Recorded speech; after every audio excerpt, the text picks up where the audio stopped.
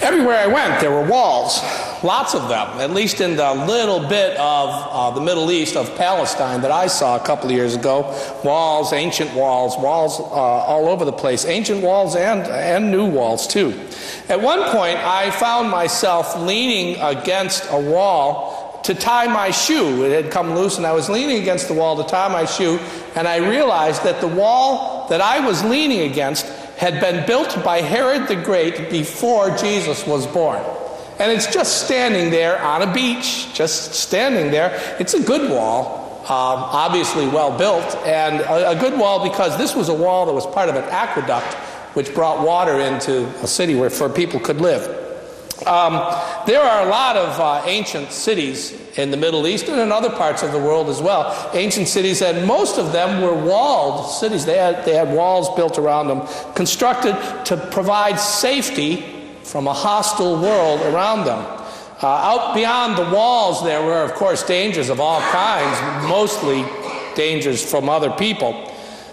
People that were hostile to those who were inside the wall. And who knows what made them hostile to each other, but they were, so much so that they had to put this wall up to protect themselves with each other.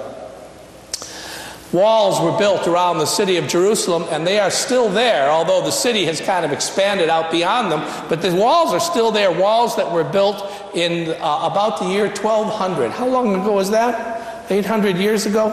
So walls are standing there that are pretty ancient.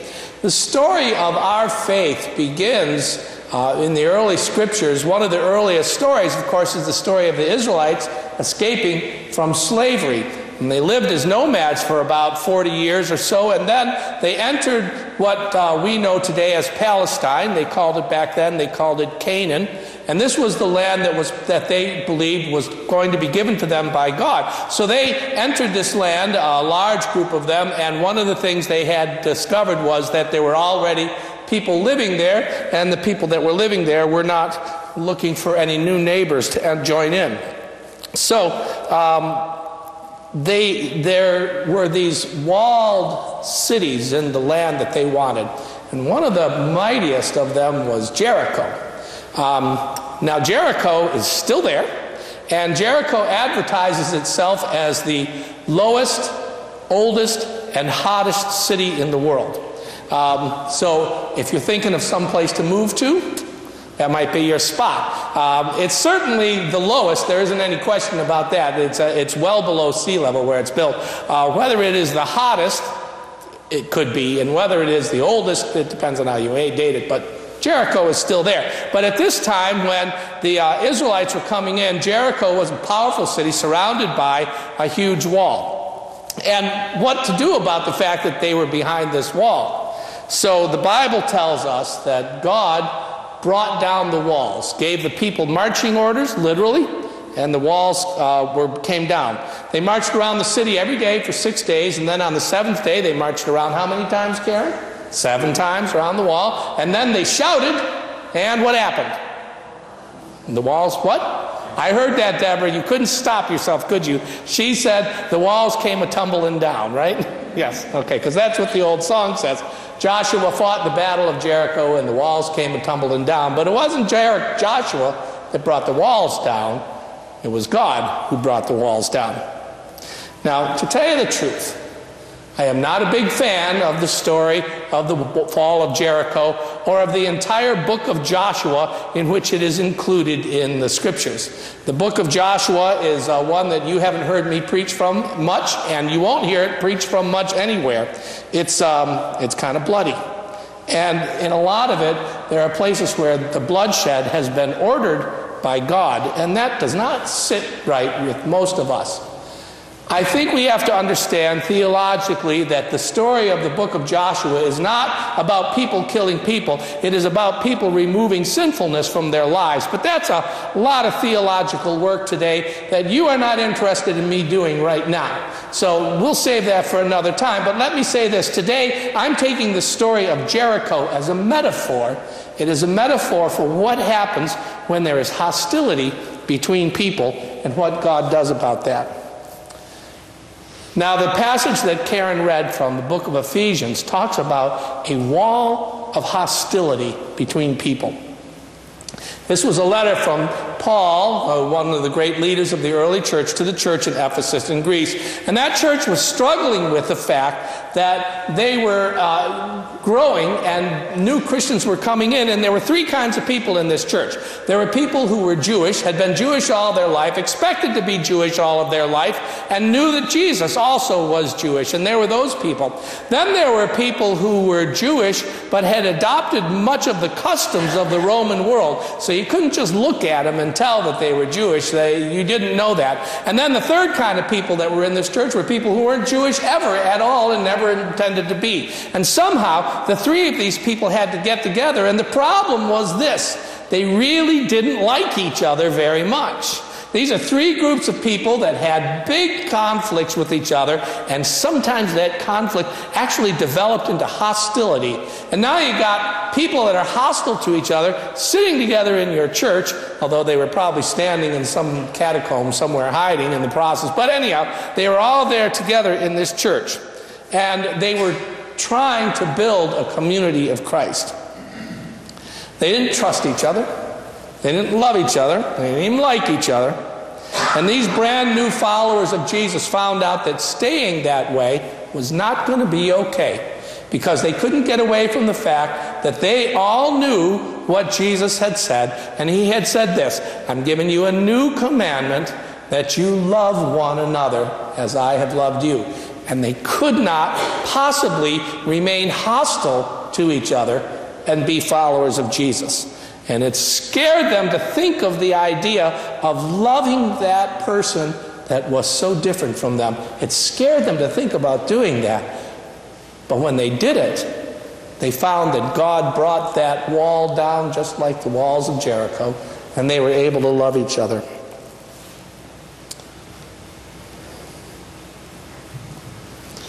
Nobody seems to know exactly why this happened or what he was thinking. But some years ago, Stephen Paddock began loading up his house with guns and ammunition. And you know what he did. He rented a room in a hotel high above a concert venue, and he opened fire. And in just 10 minutes, he shot, killed, or wounded over 500 people. And who knows why he did it? We're talking about that, but nobody knows why, and we never will know why. He somehow came unconnected from reality. I don't know if he was a person who was filled with hate. I don't know if he was just somebody who was indifferent to others. I don't know if he was hostile towards the people that he was shooting. I doubt it. We don't know this. We do know this, that what he did was an act not of love, but an act of fear. We know that in some way, Stephen Paddock was afraid, and he did something about it that was horrible. I don't know why he did it, and it breaks my heart to think about it. I do know that there are people out there who are arming themselves because they look out at the world and see it as a hostile place, a dangerous place from which they may need to protect themselves. Maybe it is.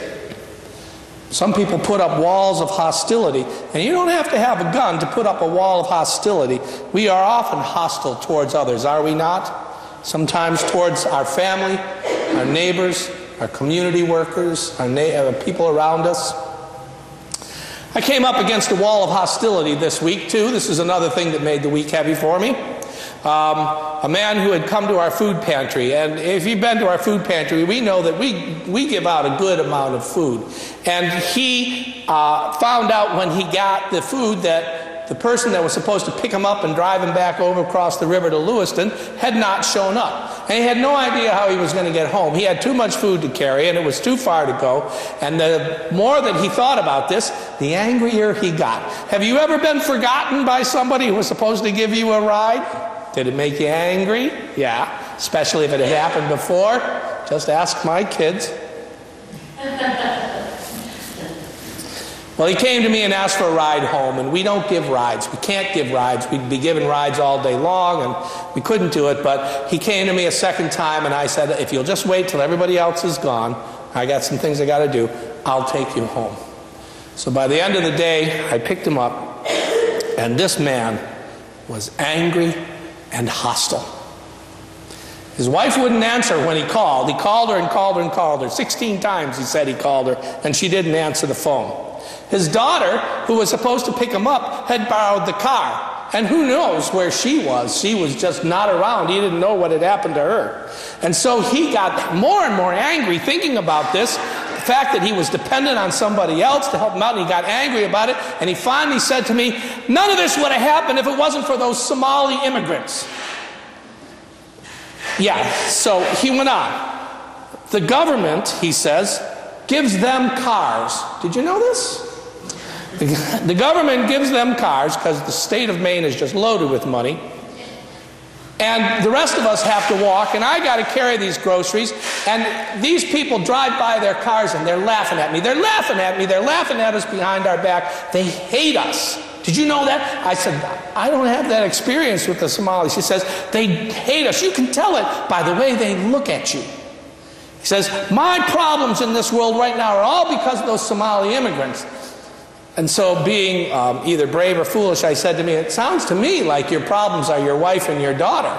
But he didn't want to go there. He wanted to blame them. And he was angry. And he was hostile. And there was no reasoning with him at all. There's a lot of hostility out there, isn't it? And we aren't so cocky as to say we don't have some here in our own room. Some of us here struggle with prejudices one way or the other, do we not? Have we not formed judgments and grudges against our own family members or fellow Christians or other Americans? Aren't there people around you that seem to hate you just because of who you are? And don't we see hostility among the leaders of our world in the words that they say and the actions that they take? And sometimes don't we vote for them because they are hostile? Don't we? Sometimes. But not always. Not always. And there's hope.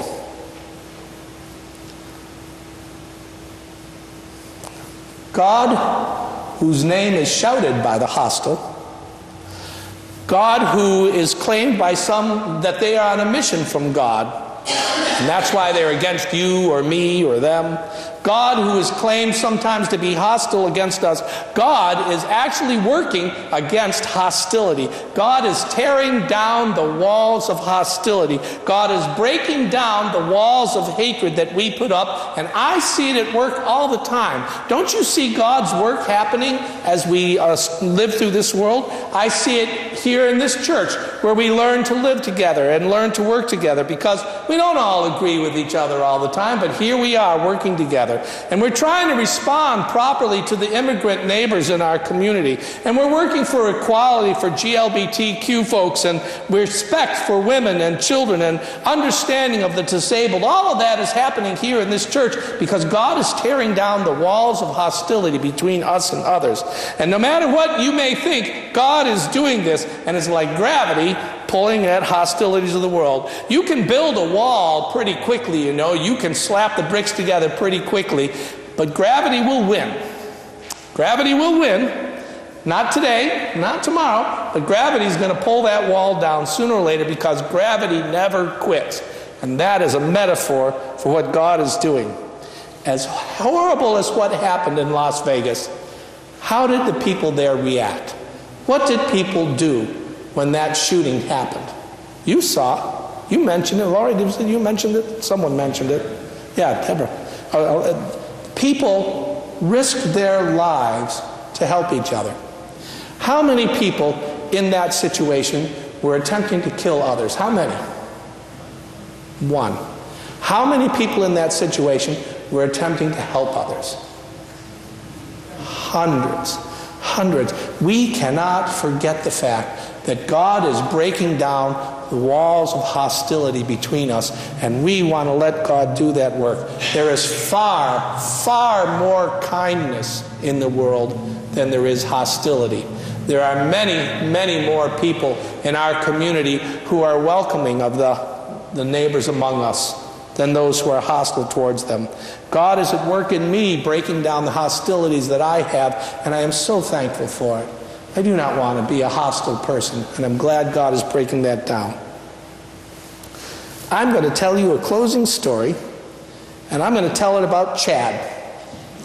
And you tell Chad when you see him again that I said this. Who knows where Chad is right now? Yeah. He's doing the Dempsey Challenge. He's walking 10 miles. Now, Chad's walking 10 miles is probably like for the rest of us walking 15 or 20 or more. But Chad is going to walk 10 miles today. Why? Because he cares about other people. It's important to him. This past week, Chad and I went to a dinner. And this is something that has been arranged by the Maine People's Alliance and by the Maine Council of Churches. Some of you, who else has been to one of these dinners where we are putting immigrants together with longtime Mainers? Several of you have been to them. Well, Chad was at the one that I was at. And part of what happens at these dinners is they read things that immigrants have said about how they have been treated in this country. And it's horrible. Some of the things we hear are awful. We sit there feeling embarrassed and so sad about that. And then one young man, a Somali man, he had to speak through an interpreter, but he told about how he was in a park one day and a little girl just ran up to him and hugged him and said hello, and the father of the little girl came over and dragged her away without acknowledging him or looking at him or saying anything to him, and he felt humiliated by the fact that this man treated him as if he was not a person. And he told that story, and there was silence, and then we took a little break, and we took a break, got a drink of water, and when we came back, Chad had something he wanted to say. And if you know Chad, when he has something he wants to say, he's going to say it, no matter how long it takes him to say it, and how long it takes us to understand, he's going to say it. And here's what Chad said. Chad said, "When people hear me talk, they think I'm dumb. And people say to me, 'What are you doing here?'"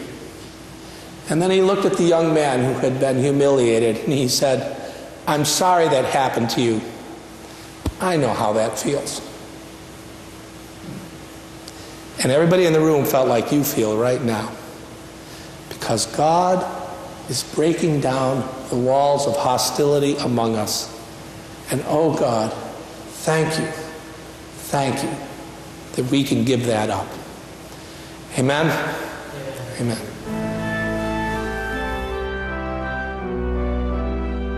You've been listening to a sermon by Reverend Stephen Carnahan, pastor of High Street Congregational Church in Auburn, Maine. If you feel inspired by what you hear, we invite you to join us in person for worship services every Sunday morning, beginning at 10 o'clock. Of course, you can always listen to Steve's sermons on the web. New sermons are posted every Monday by midday. Please take a moment to explore this website for more information about our church, or visit our Facebook page at High Street Congregational Church, UCC. We hope that God's presence will be known to you every hour of every day, and that God's blessings will rest upon you now and always. See you next week.